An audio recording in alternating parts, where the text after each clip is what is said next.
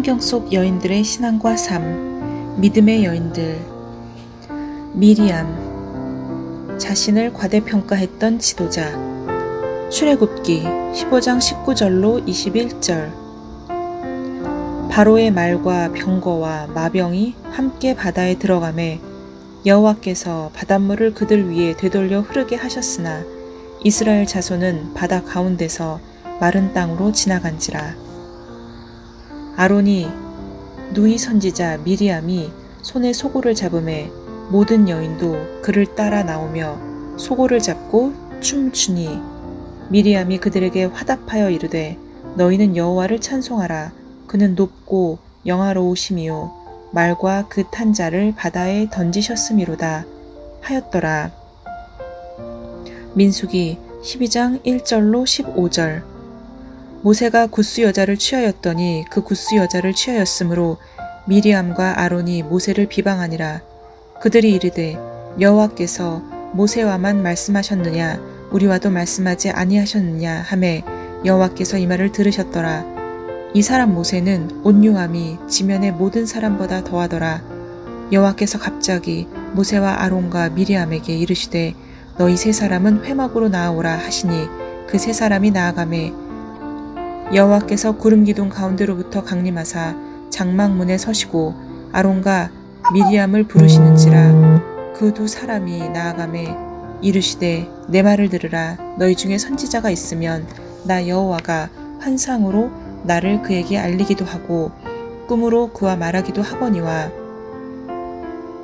내 종 모세와는 그렇지 아니하니 그는 내 온 집에 충성함이라. 그와는 내가 대면하여 명백히 말하고 은밀한 말로 하지 아니하며 그는 또 여호와의 형상을 보거늘 너희가 어찌하여 내 종 모세 비방하기를 두려워하지 아니하느냐. 여호와께서 그들을 향하여 진노하시고 떠나심에 구름이 장막 위에서 떠나갔고 미리암은 나병에 걸려 눈과 같더라. 아론이 미리암을 본즉 나병에 걸렸는지라. 아론이 이에 모세에게 이르되 슬프도다 내 주여 우리가 어리석은 일을 하여 죄를 지었으나 청하건대 그 벌을 우리에게 돌리지 마소서. 그가 살이 반이나 썩어 모태로부터 죽어서 나온 자 같이 되지 않게 하소서.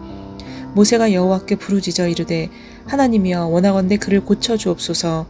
여호와께서 모세에게 이르시되 그의 아버지가 그의 얼굴에 침을 뱉었을지라도 그게 이랫동안 부끄러워하지 않겠느냐. 그런즉 그를 진영 밖에 이랫동안 가두고 그 후에 돌아오게 할지니라 하시니 이에 미리암이 진영 밖에 이랫동안 갇혀 있었고 백성은 그를 다시 들어오게 하기까지 행진하지 아니하다가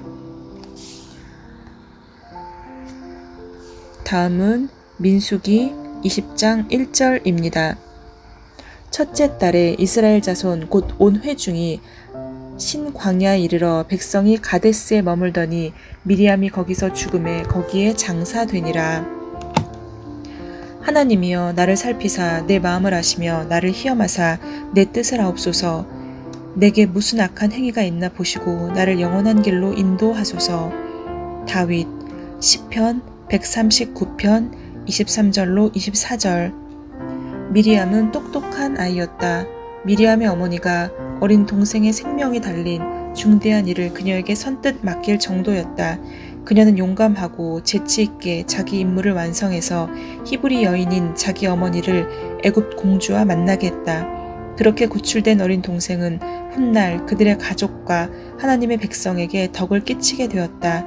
그 아이는 바로 옛 언약의 중개자요 하나님과 대면해서 이야기했던 선지자 모세다. 어른이 된 미리암은 여전히 능력 있는 여인이었다. 그녀의 인격은 믿음의 가정에서 형성되었다. 그녀의 부모는 아들의 생명을 구하기 위해 포악한 왕의 명령을 거스를 만큼 용기와 사랑과 현명함을 지니고 있었다.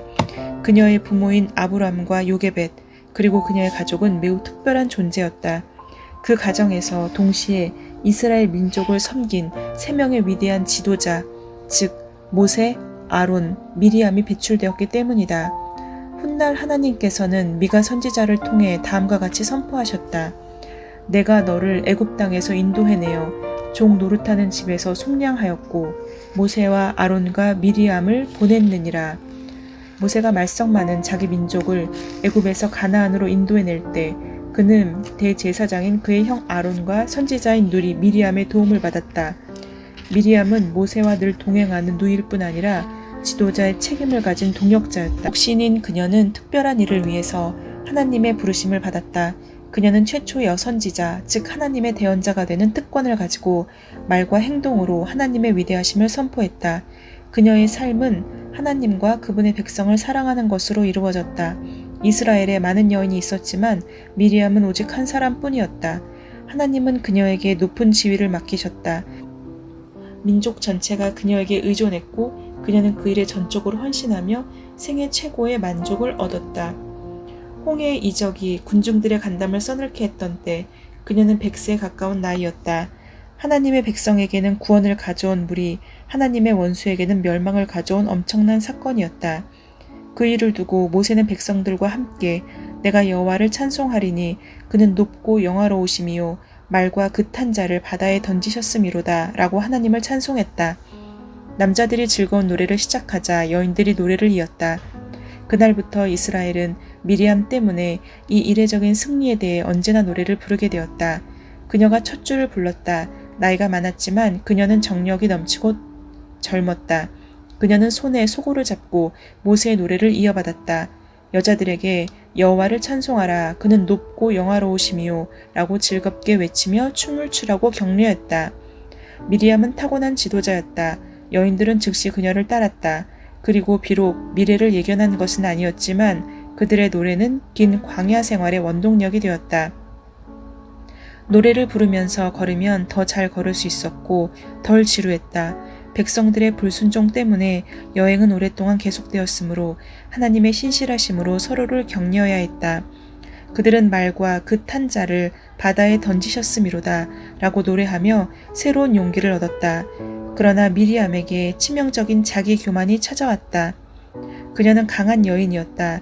그녀에게는 지도력이 매우 쉽게 발휘되었다. 그리고 언제나 그렇듯 바로 그 강점이 약점이 되었다.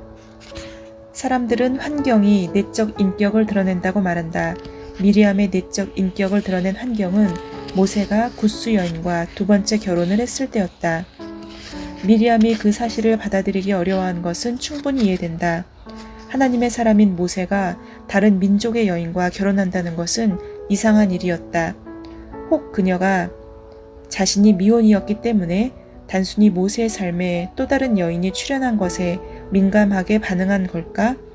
더 적합한 이스라엘 여인이 많은데도 모세가 이방 여인을 선택한 사실에 분개했던 걸까? 이와 같은 의문에 대해 성경은 아무런 답을 제시하지 않는다. 이스라엘의 위대한 지도자 모세는 미리암의 동생이었고 그녀는 동생을 염려했다. 그녀는 이 결혼이 백성들에게 어떤 영향을 미칠까 생각했다. 당시에는 가족들이 결혼 문제를 함께 결정했기 때문이다. 그러한 관점으로 본다면 그녀의 염려는 성숙한 여인이 보일 수 있는 정당한 영적 반응이었다. 그러나 실상은 그런 것과 거리가 멀었다. 미리암은 여자로서 최고의 지위에 올랐으며 위대한 두 남자 지도자와 동등하게 하나님께 지명되었다. 그래서 스스로를 과대평가했다. 자신이 모세와 같은 수준이라고 자만하며 모세의 권위를 염두에 두지 않았다. 그녀는 이렇게 질문했다. 그가 참으로 우리 셋 가운데 지도자였던가? 미리암과 아론은 그와 동등하지 않았던가? 미리암의 동기는 백성이나 모세의 행복을 위한 관심이 아니라 질투심에서 비롯된 것이었다. 세 사람 중 가장 유순했던 아론은 지배적인 자기 누이를 제지하지 못하고 그녀에게 동조하고 말았다. 미리암과 아론은 함께 모세의 권위를 빼앗으려 했다. 그렇게 함으로써 그들은 민족 전체의 연합과 장래를 위기로 몰아넣었다. 뿐만 아니라 그들은 하나님의 직접적인 계시에 대한 방해까지 시도했다. 모든 사람의 행복을 생각하는 대신 이기적인 마음을 품었다. 하나님께서는 자기 자신을 남에게 주라고 인간을 창조하셨다. 누구든지 그렇게 할 때 가장 큰 행복을 경험하며 시야가 넓어진다. 반면 이기적으로 받기만 바랄 때, 즉 자기 자신만 생각할 때 삶은 빈약해지고 여러 한계에 부딪힌다. 모세는 잠자코 있었다.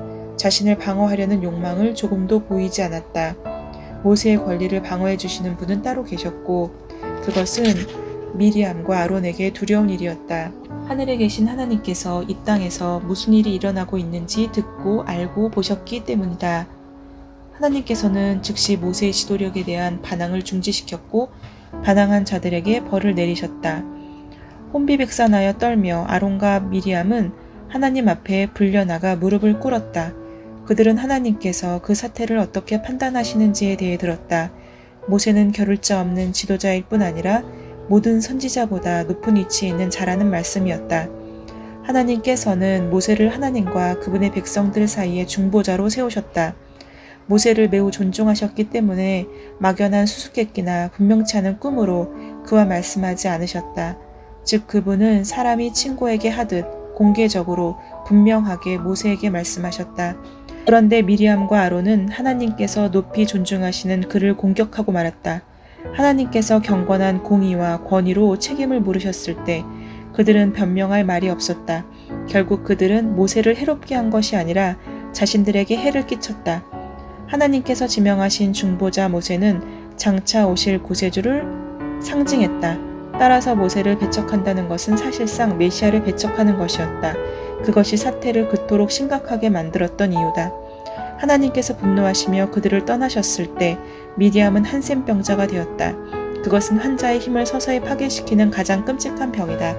한센병은 환자를 움직이는 송장으로 격화시킨다. 하나님께서는 그녀에게 한센병을 내리심으로써 그녀의 명예를 깎아내리셨다.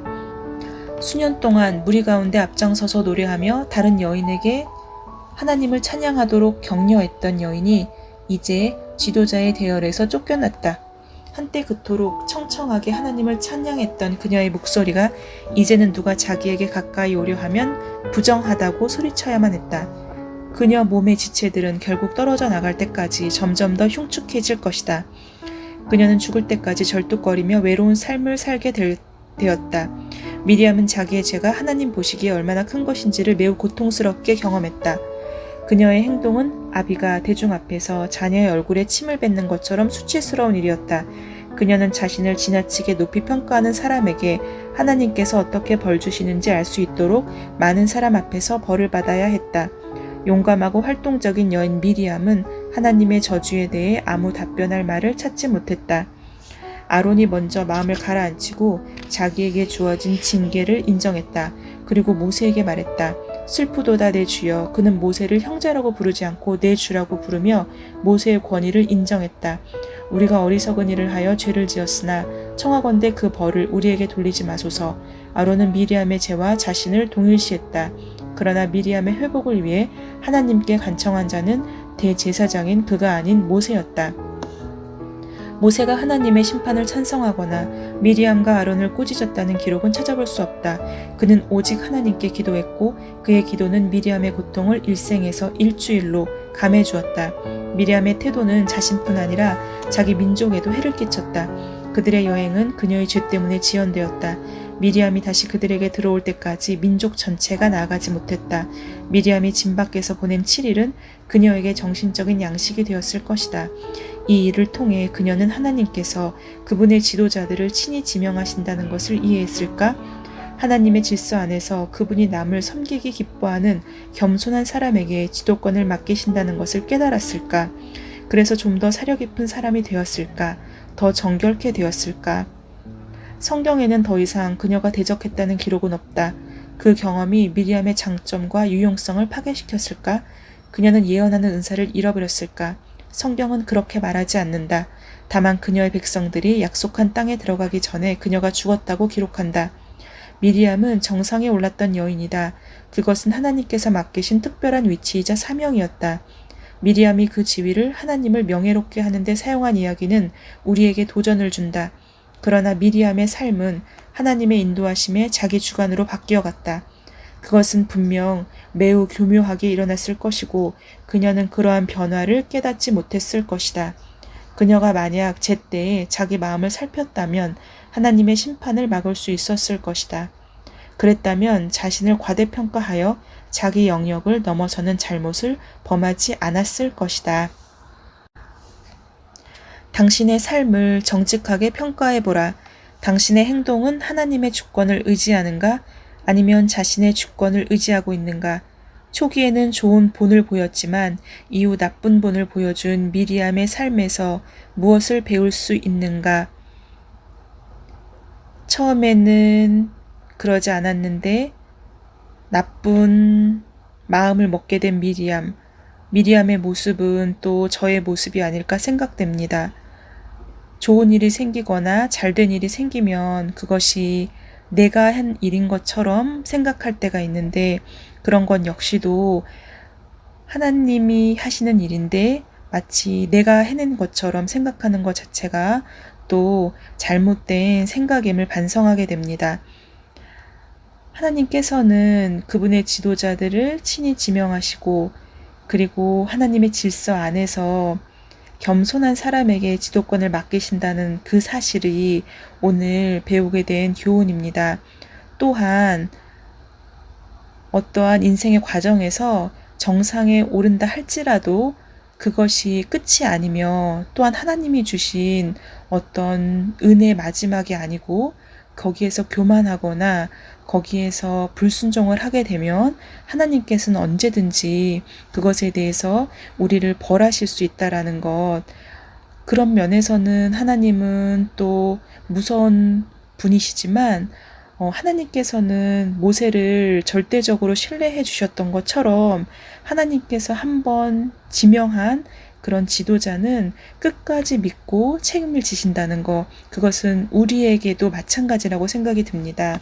오늘 미리암의 삶을 보면서 나에게도 미리암과 같은 그러한 나 자신을 과대평가하는 그러한 부분이 분명히 있을 텐데 매일매일 반성하고 또 매일매일 나의 그 교만한 마음을 말씀으로써 하나님의 음성으로써 항상 새롭게 다져야 한다는 그러한 사실을 또 배우게 되었습니다. 샬롬.